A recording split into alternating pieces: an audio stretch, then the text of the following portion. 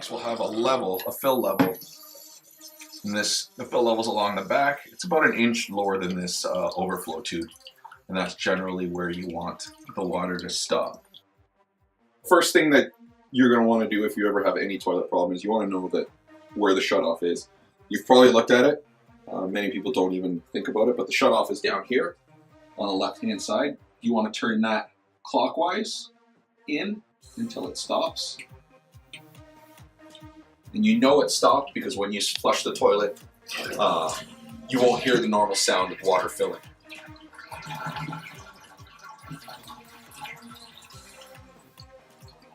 So you can hear no more water's entering the tank.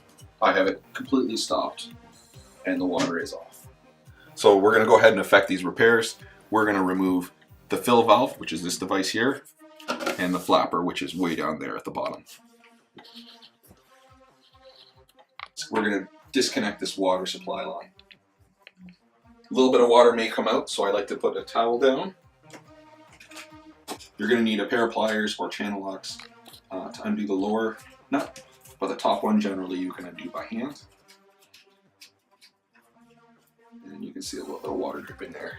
I have a cup, I'm just going to use that.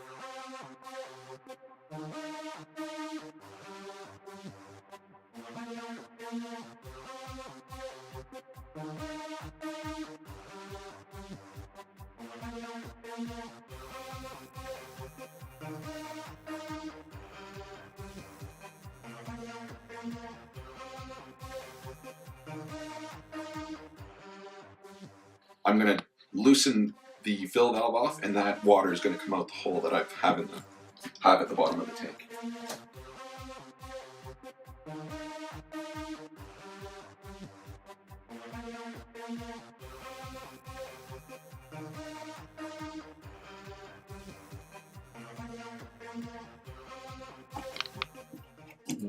Wriggle a little bit. Should come right out.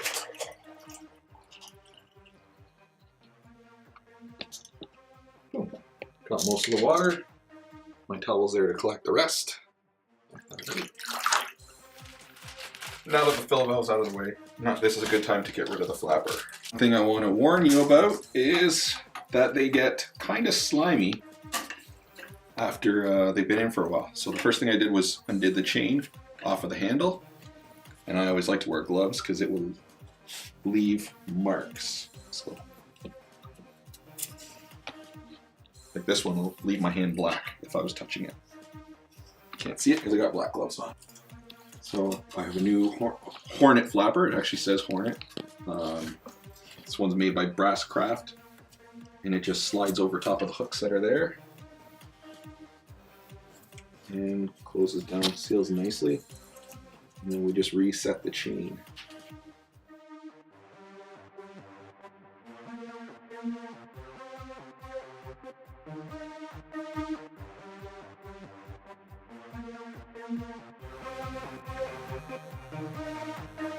We've just replaced the flapper. And now we're going to put in a new fill valve. So I have the Fluid Master Pro 45 here. This is a good valve. There's two ways to adjust the water height. So the first way, for large adjustments, we can adjust the whole stem, pulling it up like that, and that raises the whole thing. And you can see there's an inch. It's telling you 9 inches, 10 inches, 11 inches for your water height. So that's the major adjustment. You just pop this ring, that's locking it in place, or you pop it up to adjust it. I think we were down right around there.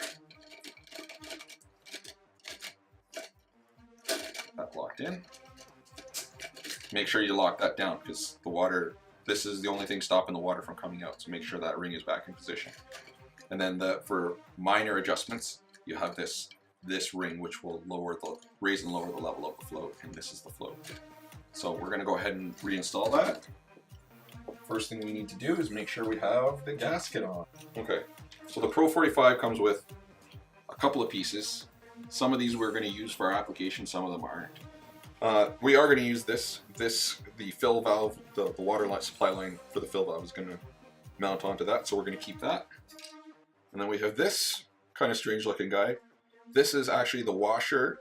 The outside part here is the washer that's going to sit on the bottom of the fill valve and seal the tank closed. So we are going to use that. And then the inside part, and that just usually rips out. So you should be able to pop that out. So we are discarding this piece here, and we're keeping this piece. So this piece is going on the bottom.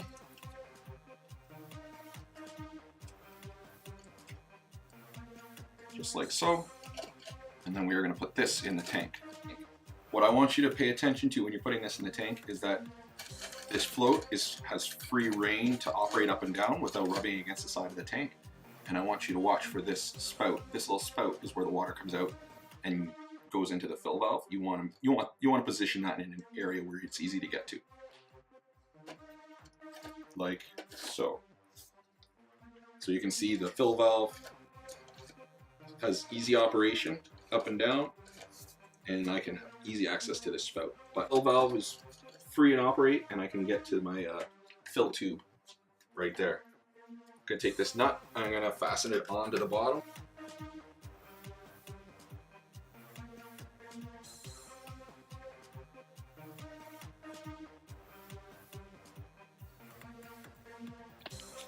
Now I'd like to double check, make sure my handle's not going to get in the way of that fill valve.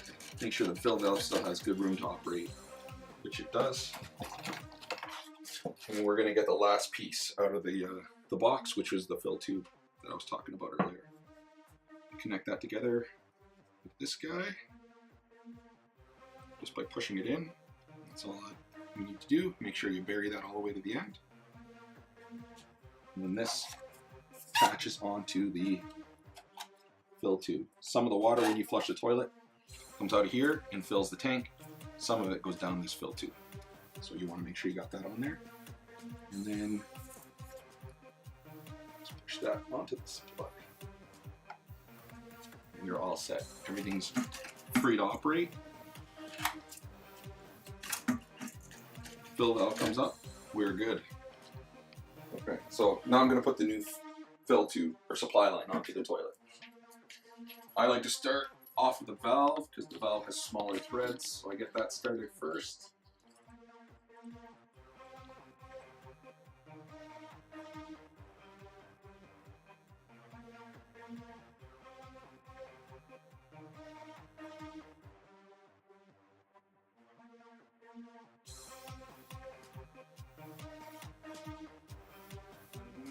Everything's installed correctly.